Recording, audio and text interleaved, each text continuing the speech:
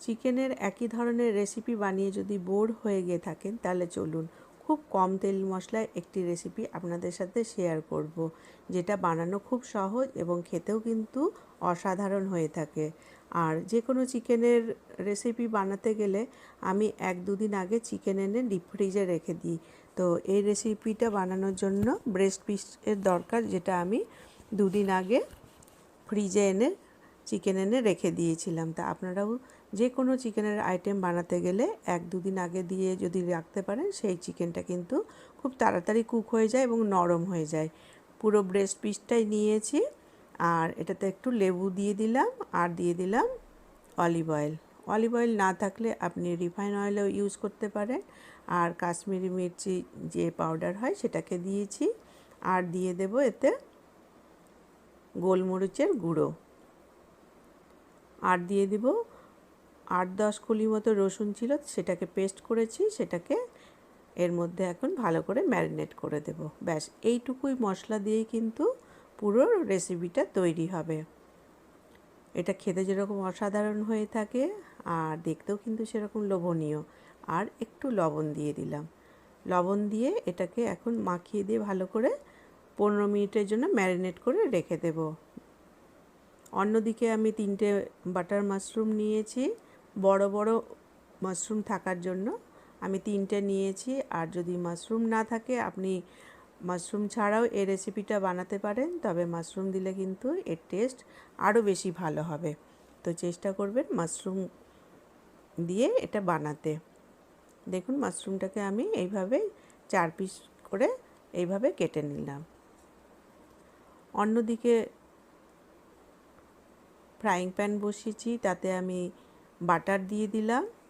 আর এই রেসিপিটাও কিন্তু পুরো বাটার দিয়েই তৈরি হবে। আর বাটার দিয়ে যদি না করেন রিফাইন দিয়েও বানাতে পারেন, তবে পুরো যদি রেসিপিটা পারফেক্ট হতে চায় তাহলে কিন্তু বাটারের খুব দরকার, আর না হলে আপনি রিফাইন দিয়ে বানাতে পারেন। এখন মাশরুমগুলোকে একটু গোল্ডেন ব্রাউন করে লো ফ্লেমে আমি ভেজে নেব। আর একটু লবণ দিয়ে এটাকে কিন্তু ফ্রাই করতে হবে। একটু লবণ দিয়েছি, দেখুন ঠিক ওই গোল্ডেন ব্রাউন করে ভাজা হলে আমি একটি আলাদা বাউলে এটাকে তুলে রাখবো। আর মাশরুম যদি আপনি ব্যবহার করবেন, দেখবেন এই রেসিপি কেন যে কোনো রেসিপি কিন্তু একটু আলাদা মাত্রা এনে দেয়। তো মাশরুমগুলো ভাজা হয়ে গেছে, এটা একটা আলাদা বাউলে আমি তুলে রেখে দিলাম। আর আবার অল্প করে বাটার দিয়ে দিলাম। আর ম্যারিনেট করা যে চিকেনগুলো আছে এখন এর মধ্যে পুরো লো ফ্লেমে এটাকে কিন্তু কুক করতে হবে। দিয়ে এখন এটাকে হালকা করে গোল্ডেন ব্রাউন করে ফ্রাই করতে হবে। তো এটা 10 মিনিটের জন্য আবার এইভাবে লো ফ্লেমে দিয়ে ঢেকে রেখেছি। আবার দেখুন 10 মিনিট পরে এটা হালকা করে গাটা নরম হয়ে যাবে আর নিচ থেকেও একটু কুক হয়ে যাবে। আবার এটাকে পাল্টে করে দিয়ে নিচের দিকটা এইভাবে ওপরে করে আবার এটাকে ফ্রাই করতে হবে। ঠিক আবার এইভাবেই 10 মিনিট লো ফ্লেমে দিয়ে ফ্রাই করার পরে এটাকে আমি একটা আলাদা প্লেটে করে তুলে রেখে দেব। এটা বানানো কিন্তু খুব সহজ, আর ঠিক ওইটুকুই মশলা দিয়েই কিন্তু এই রেসিপিটা তৈরি, আর কোনো মশলার দরকার পড়বে না।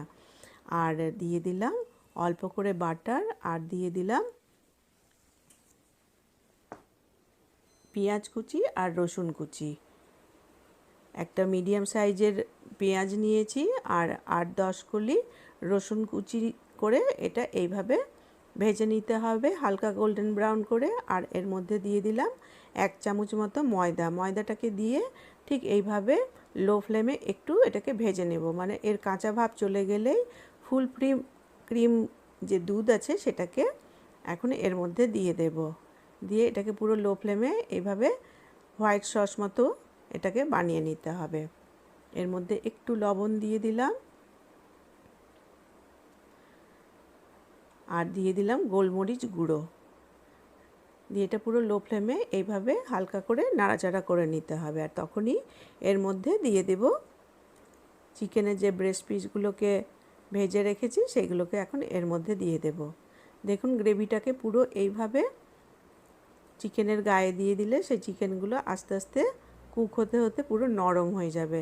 এইভাবে গ্রেভিটাকে ওপর থেকে দিয়ে দিতে হবে। দিয়ে এটাকে আবার লো ফ্লেমে 10 মিনিটের জন্য ঢেকে কুক করব। এটা ভেতর থেকে পুরো হালকা করে নরম হয়ে আসবে আর আস্তে আস্তে তেল ছেড়ে আসবে। দেখুন এটা হালকা করে তেল ছেড়ে আসবে, তখনই এর মধ্যে দিয়ে দেব মাশরুম যে ফ্রাই করে রেখেছি সেইগুলোকে। আর মাশরুম দেওয়ার জন্য এই রেসিপিটা কিন্তু খেতে ভীষণই ভালো হয়। আর আপনাদের যদি এই রেসিপিটা ভালো লেগে থাকে তাহলে কিন্তু একটা লাইক দেবেন, শেয়ার করবেন। আর যারা আমাকে সাবস্ক্রাইব করে রেখেছেন তাদেরকে কিন্তু অশেষ ধন্যবাদ। তো এটাকে এখন আবার 5-7 মিনিটের জন্য ঢেকে আবার কুক করে নেব পুরো লো ফ্লেম দিয়ে।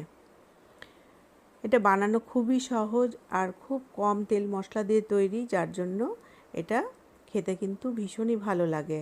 আর বাচ্চারা যদি একবার খেয়েছে তারা কিন্তু বারবার আপনার কাছে আবদার করবে যে এই চিকেনের এই রেসিপিটা বানানোর জন্য। এটা রুটি পরোটার সাথে, নানের সাথে খেতে অসাধারণ লাগে। তা আমার যখনই কোনো একটু অন্যরকম ধরনের চিকেনের কিছু বানাতে ইচ্ছে করে তখন কিন্তু এই রেসিপিটাই কিন্তু আমি বানিয়ে থাকি। আর এর মধ্যে দিয়ে দিলাম একটু অরিগানো ফ্লেক্স আর গোলমরিচের গুঁড়ো। আর এটা এবার পুরো রেডি হয়ে গেছে। এটা একদিন আপনারা বানিয়ে দেখুন, আপনাদের নিশ্চয়ই পছন্দ হবে এবং আপনাদেরটা কেমন হয়েছিল, কেমন লেগেছিল খেতে আমার কমেন্ট বক্সে অতি অবশ্যই জানাবেন। আর ঘরে যদি গেস্ট আসে তাকে আপনি এই রেসিপিটা বানিয়ে খাওয়ালে সে একদম অবাক হয়ে যাবে যে রেস্টুরেন্টের মতোই ঘরেও এইভাবে একটা রেসিপি হতে পারে। আজ এই পর্যন্ত। ধন্যবাদ।